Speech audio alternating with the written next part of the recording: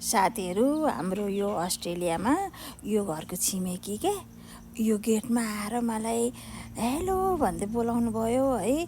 अनि म त ला के भन्नु आएँ नि के भयो होला मिस्टेक होइन, अनि कराउनु पो आएको होला भनेर सोचेँ के, डर पनि लाग्यो नि त है। अनि अब यो विदेशतिर त कोही छिमेकीहरू मेलमिलाप हुँदैन, मिल्दैनन्, राम्रोसँगले बोल्दैनन् भनेको सुनेको थिएँ नि त, त्यही भएर डर लाग्यो के भन्नु आउनुभएको हो कि भनेर।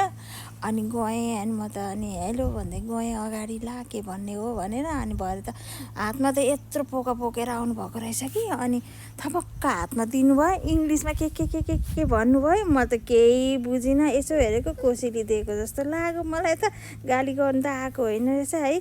अनि मैले पनि थ्याङ्क यू भन्दै है, अरू त बोल्नु आए पो बोल्नु होइन। अनि झोला लिएर थपक्क यहाँ राखेको छु है, के रहेछ हेर्छु ल। आमा हेर्नु त यी उहाँको बारीमा अस्तिदेखि लटरम्म फलेको, यो त यस्तो भएको रहेछ, लटरम्म फलेको देखिरहेको थिएँ। एक झोला टिपेर त ल्याएर कोसेली दिनुभएछ।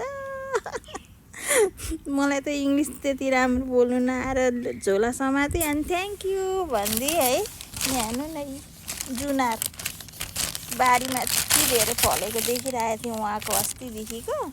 अनि भरे त कोसेली ल्याइदिनु भएछ कि, कस्तो राम्रो हुनुहुँदो रहेछ कि। ओ तार्यो मेरो नातिलाई चाहियो अरे। ल्याऊ मेरो नाति यहाँ पिङ खेल्दैछ नि, अक्को पनि चाहियो हो। ओहो बोक्नु चाहिँ सक्दैन नाति।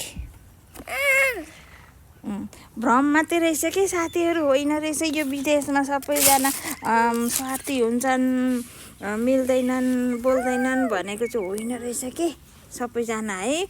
अनि बोल्ने रहेछ, राम्रो रहेछ। यसरी कोसेली पनि दिँदो रहेछ क्या, म त छक्क परेँ के। हेर्नु न कतिवटा छ गन त, तिमीलाई मनपर्छ? हो भन।